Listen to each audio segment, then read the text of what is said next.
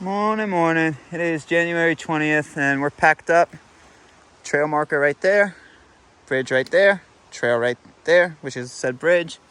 Oh, and there's Beethoven. I was wanting to get him on camera before he left. Where is he? Oh, where'd he go? Oh, hi. Oh, he came to show you who he is. Oh, he's looking at our tent He's spot confused. now. He was watching us take down the tent and then he's checking it out because he's confused about where the green bubble went. Yeah. Beethoven was our friend all of last night and this morning. What a curious bird. So, Yeah, he came in tried to pull out a tent stake. It was real cute. yeah. He's too light to pull out a tent stake though. All right, Beethoven, this is your turf. Be friendly to the next hiker, please. Say hello to them for us. Bye, Beethoven. All right, time to hike. Maybe that's why he goes there.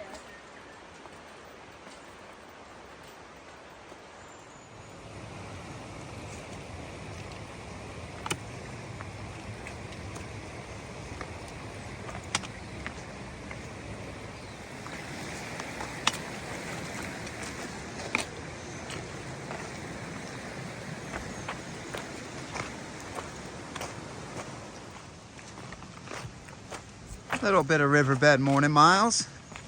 Nothing quite like it. So, funny enough, last night, around, I think I looked at the clock, it was like 10:30 at night. I was about to fall asleep and Magpie shrieked like Bartholomew was pecking her, or Beethoven. But it wasn't Beethoven. Something big walked by the tent and we started wondering, we're like, is it a hiker? Is it an animal? What could it be? Granted, New Zealand doesn't really have big, dangerous mammals, so we weren't worried it was a bear or anything.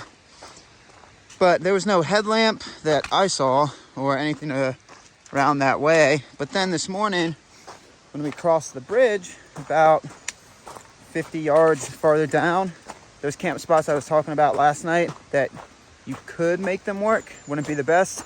There was a tent there, so I think another southbounder passed us at 10:30 last night. Good on them. That's a long day. No matter where you start, hiking until 10:30, that's a good push. They probably had the same assumption we did, that you could camp on top of the pass or at least close to there, but then you had to go down the backside a good amount. So yeah, nice little story time.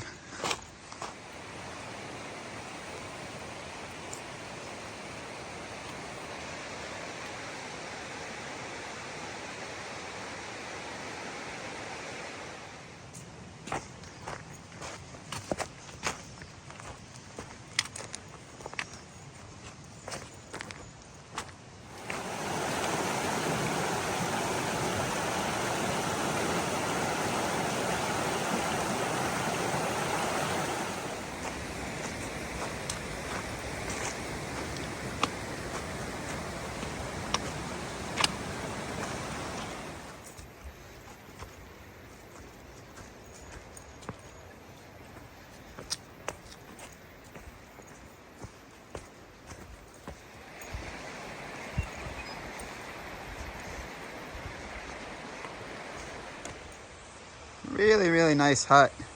The Lock Stream hut. Could even cowboy camp on the deck out front. Really big. Except for all the sandflies. That is hell. I would avoid that at all costs. Find a hole, dig the hole, do whatever you can to avoid that.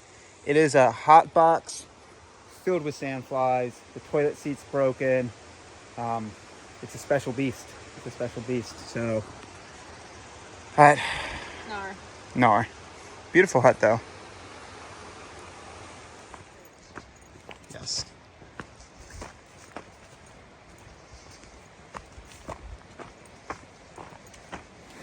Where you going? Trying to get video of Magpie and she starts going the wrong way. Fine. I didn't want to get video of you anyway.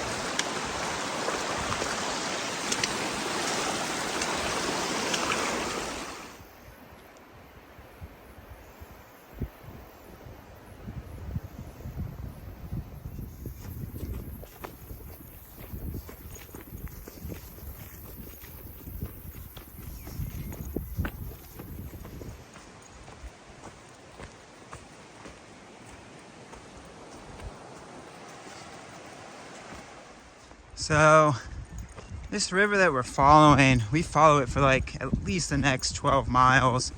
It's called the Tiramisu River.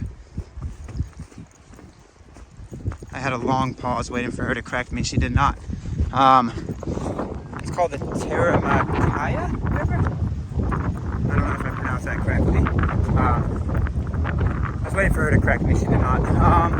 But yeah, about 5-6 miles ahead, we start zigzagging back and forth, I think, across it. But we've already crossed it a few times on our journey today, and even, today, not yesterday. And it's been pretty straightforward, so we'll see what she brings.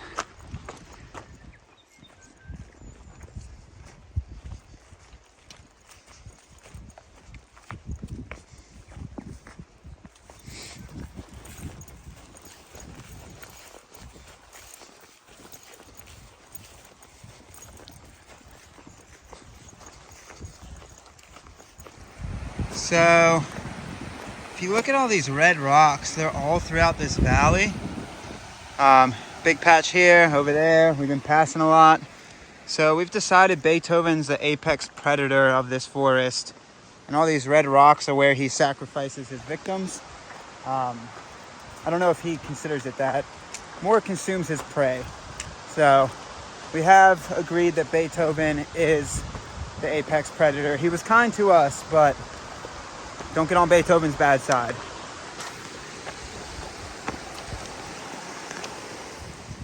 So, mile 1342.6, awesome camp spot. It's about 2.2 miles from Lockwood Hut, Lock Stream Hut, if you're feeling frisky and want to camp. For Sobos. For Nobos, it's 2.2 before. I haven't done a lot of pointing out camp spots on the TA either. Water and camp spots. So I think I said yesterday the reason for water is because you're just pretty much always around water, or averaging you're pretty much always around water. I think I've pointed out the key, like, tricky locations. As for camp spots, I don't really point out a whole lot of those either, because North Island, to legally camp, you pretty much have to be in a holiday park.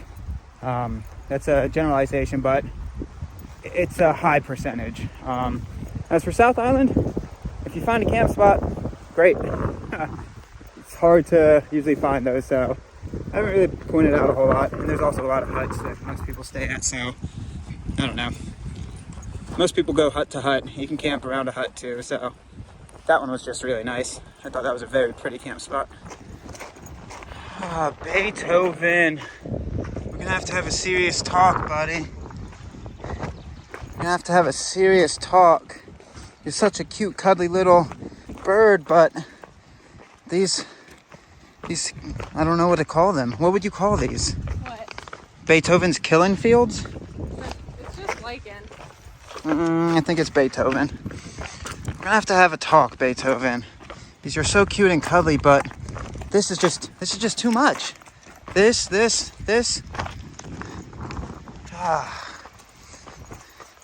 He gets angry sometimes.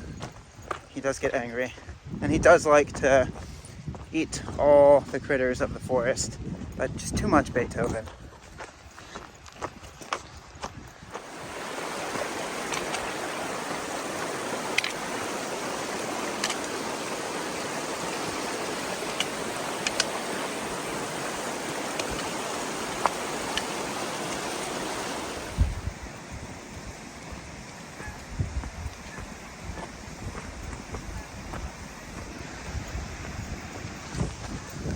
Naughty, naughty bird.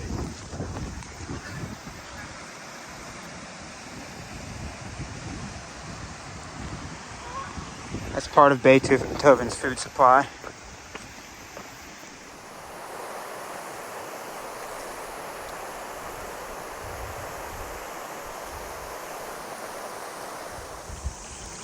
So it might not be a spring, but it's getting filtered by the ground, which is nice. So a little water fill up.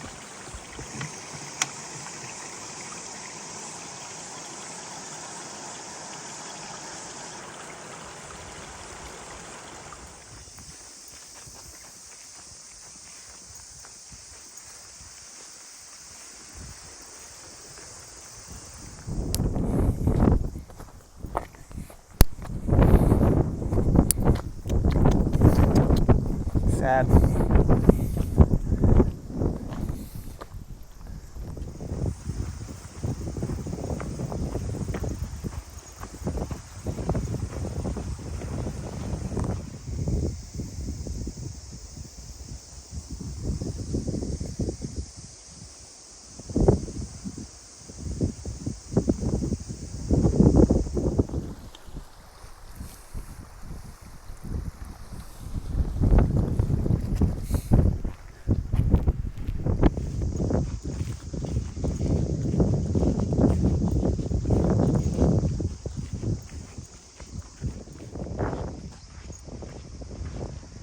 Trail gets a little non-existent after Kiwi Hut.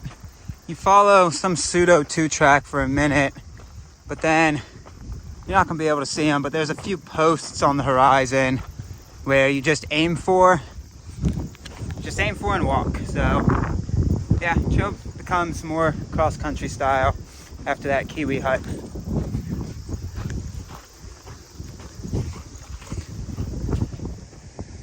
That was a deeper crossing than I did anticipate.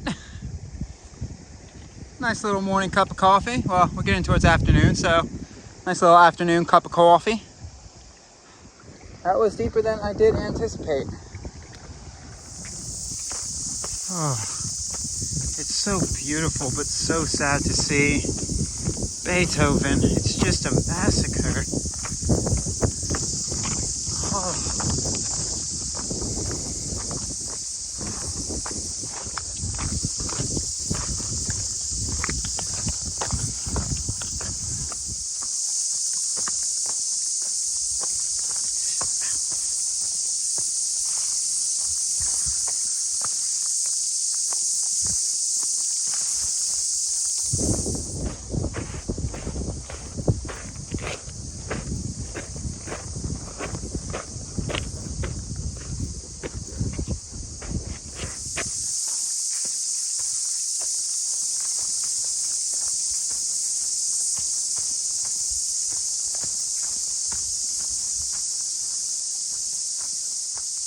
Kind of amazing, the contrast. We were just in full broad sweeping riverbeds, and then this piece of trail is just straight jungle.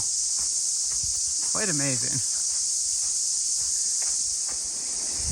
The washout's just a little too high to comfortably jump. There's not really a flat landing pad.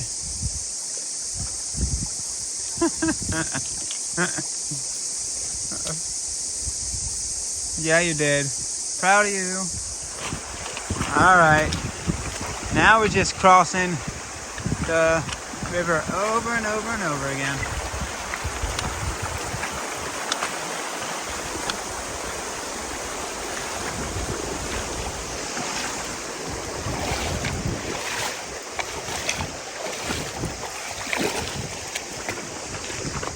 Whew.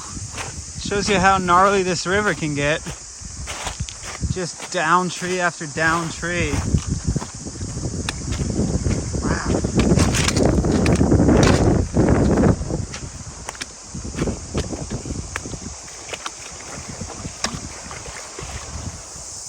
So we're about 0.1 from mile, I think it's 1349.1. It's the end of the cautionary symbols for the Tamaruka River. It says we cross it one more time. Technically, the overlay of the maps have it crossing us here, but we might cross it again in 0.1. So last mile or so was just like all kind of little loose rock stepping. So this is the first time we found trail again. That wasn't just like riverbed walking. So yeah, really, really pretty. Just like that, it becomes easy track again. So the junction that it said crossing the river, the icon might just be misplaced. Again, between those two caution flags on the map system, it's about a mile, maybe a little bit more. You just walk the riverbed, so all of a sudden, we're just cruising again on good track.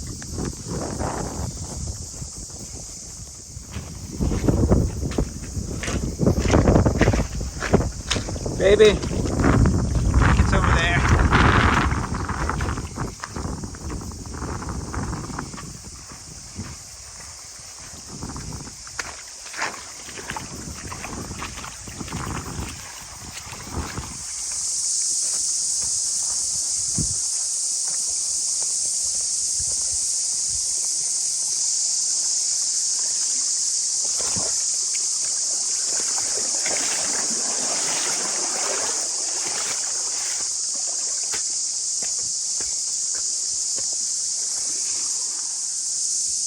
The devil is a lie. As Rick Ross says, that hole is a lie.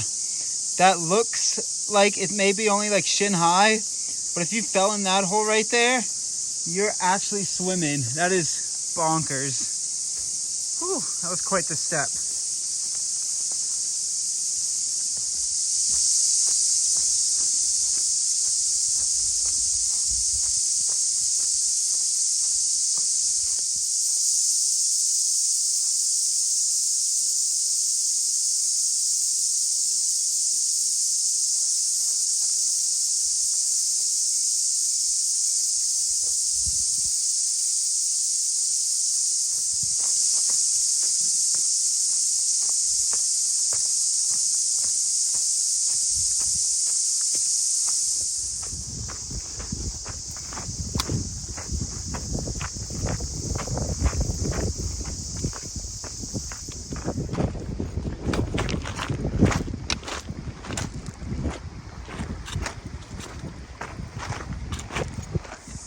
Is it electric?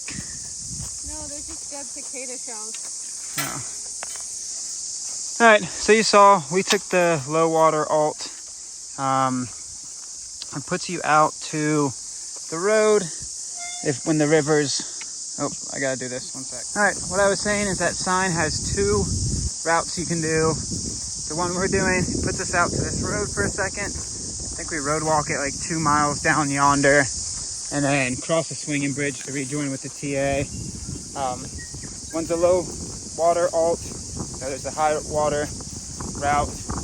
We had low water, so this one was easy enough. All right, time for a little bit of highway walking.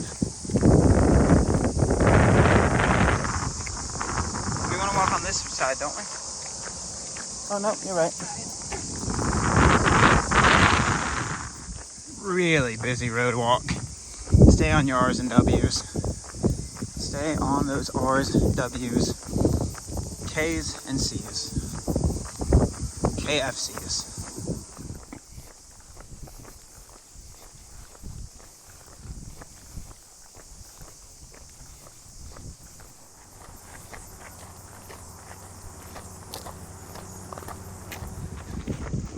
All right, pretty busy road walk. Bridge right there will connect us back to trail. A bridge that doesn't swing. What a novelty. What a novelty.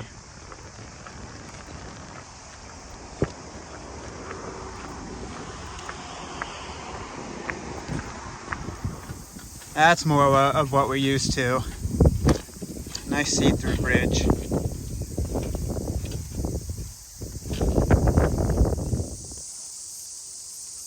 Oh, well, this is always nice. This is the route we're going to do. Frequent flooding, numerous fast-flowing rivers. Western side is particularly rough. Oh, okay.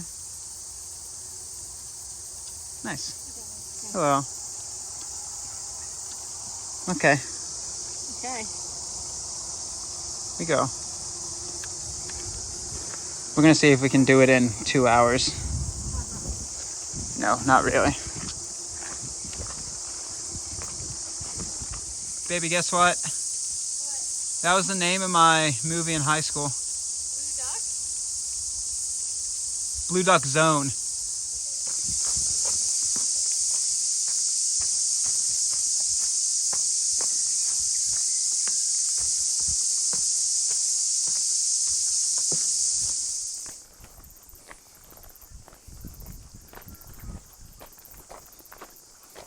So this is the first crossing of Deception River.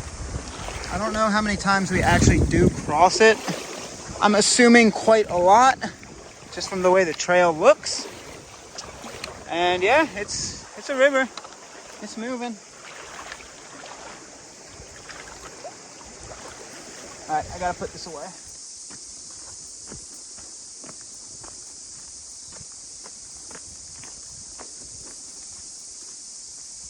What a cool forest. So this is the second crossing of Deception River. Apparently, from our very small amounts of knowledge, this is supposed to be the hardest crossing. Apparently, if you can get over that one safely, they said most of the other ones should be okay. Again, don't base all the knowledge off of this knowledge because we don't have the best knowledge, but apparently, in theory, that should have been the hardest river crossing on this side of the pass. Then we got the river on the backside of Goat Pass, but at least for Deception River.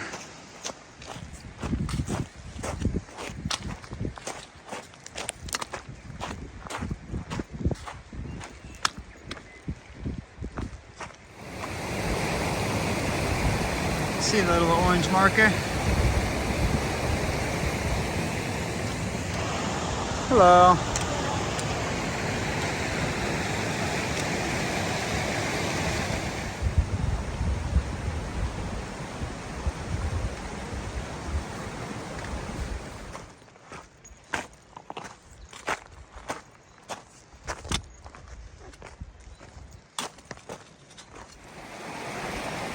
I think that's number 4, maybe 5. Technically, I don't think we were supposed to cross, but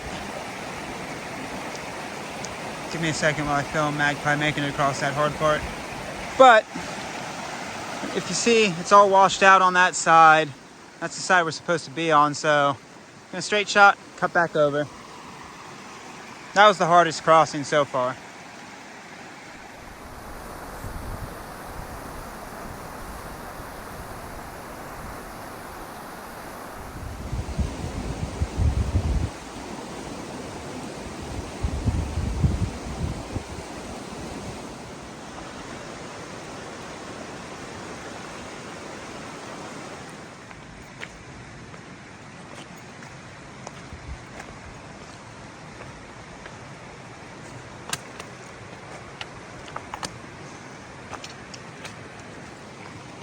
Oh, she was so close.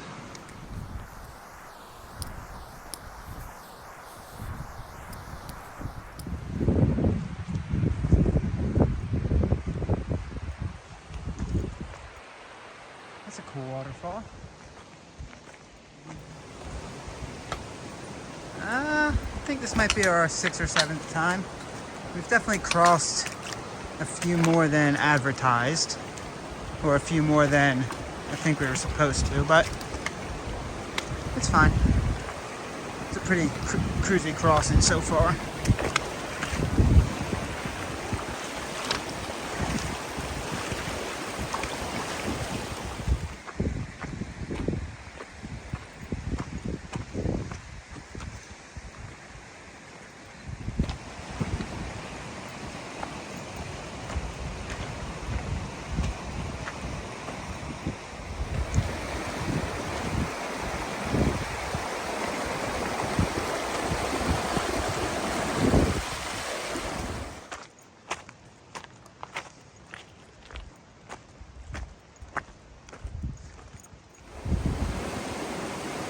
Alright, we're about a mile from the upper hut, so we'll see how long it takes. The track actually has gotten way better. The first mile or two along Deception River was definitely the slowest going.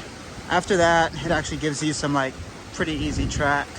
So we'll keep moving.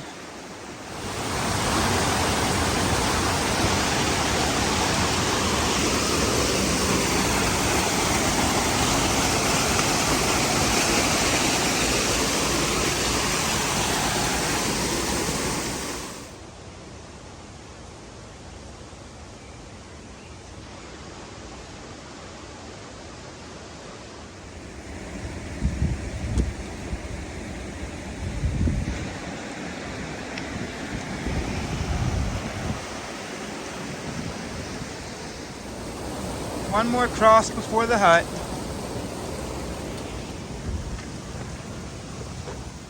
Alright, so it's 6:53 and this is Deception Hut. Smells... Privy is locked for some reason. Yeah, the privy's locked. There were some notes that it was full, so maybe that's the situation. Yeah, it's raining outside. We're gonna decide whether we want to stay here, tent outside, keep going, so we're gonna make a decision. Either way, I want to cook in here. Yeah. Okay, I think we're gonna call it here at the hut. It's raining pretty good. Gives us 2 hard miles in the morning to get up and over Goat Pass. Even though Goat Pass Hut is only like 1.5 miles ahead, people say it takes about 2 hours. And it's raining just hard enough that you walk in that, you get soaked pretty quickly. So yeah, we don't really stay in huts a whole lot, but it's kind of... This one's for ourselves. There's definitely folks behind us. I don't think that they're coming. It's like 7 o'clock, so... It's 7:15. Since we share a quilt, we had to put the mats on the ground. I feel like I don't think it's disrespectful. Like, if you just brush them off when you put them back up there. So, yeah, good day. Did about 22.5 miles, which is kind of right in the sweet spot where we need to stick. So, tomorrow we should get to the Beeley Hotel, if it's open, pick up our box. And we're not staying there. It's super pricey. So, already saying that. We're not doing a Nero tomorrow. Picking up our box, cruising. We've been having a conversation about we're ready for some push mode. So, I think from the Beeley Motel / Arthur Pass area until Lake Techapo, I think we're going to... Take a po. I think we're going to try to push. Get back into that push mentality. We're inching our miles back up, so should be possible. All right. Dinner time. I wish that privy also is open.